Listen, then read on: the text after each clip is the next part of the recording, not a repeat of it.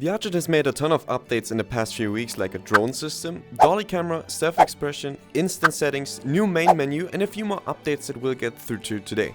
But one of these updates is an absolute game changer. But before we go into that one, let's start with the VRChat Drone system that has been implemented and is available in the open beta. Now, if you don't know how to access the open beta, let me show you really quick. Open Steam, right-click VRChat, Properties, Betas, Beta Participation, and change into the open beta. The VRChat Drone system is fairly new and still in development, but this right here is how it looks like. You can control it through your joysticks on your controller. It does take a little bit of practice and precision to fly and use this drone, but it's definitely possible. VRChat's plan and intention for the drone system is not only for you to create panorama drone shots or world sceneries to showcase, but you can also use this drone for racing. Yes, this drone has quite a few of options you can choose to use it for. These are some great features and benefits for filmmakers or hobby photographers, but the only downside to the VRChat drone system is VRChat Plus only. Which I do actually understand, since imagine a lobby full of people with everyone using a drone that you can hear and see flying around would be quite annoying, I reckon. But another feature that VRChat has added and is still working on camera-wise is the VRChat Dolly system. This feature allows you to set paths for smooth camera rides and dolly zooms, specifically used for filmmakers and scenery, which is pretty interesting and cool to try out. It's pretty simple to play around with this system, but you can definitely use it for many things, which might need some practice just like with the VRChat drone system, but overall,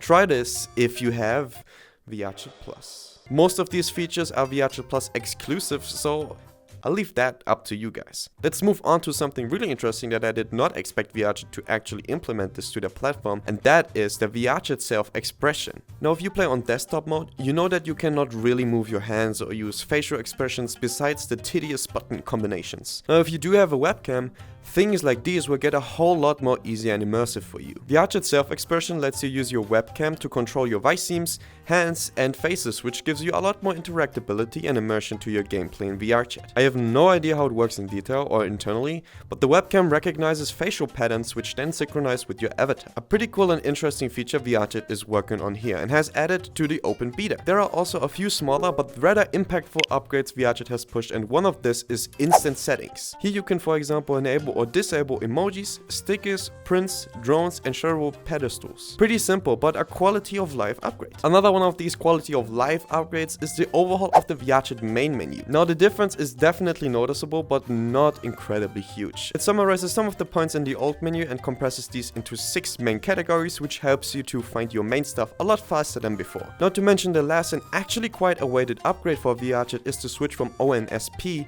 to Steam Audio. I'm pretty sure some of you went like, huh?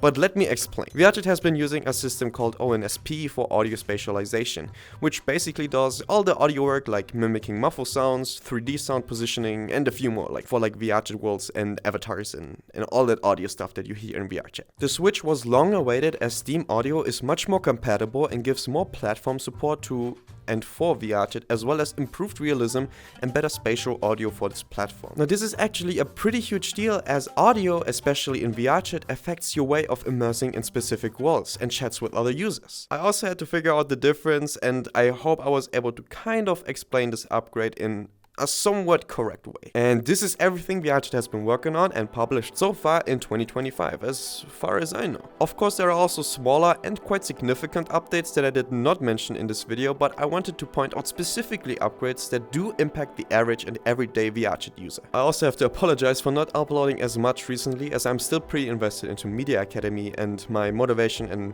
drive kind of left me during that time. It's pretty funny knowing that this always happens from January to the end of March. Anyways, thank you for watching. Please do not forget to subscribe to my channel and like this channel for the algorithm. And as always, take care in the virtual as well as in reality. Ciao, ciao!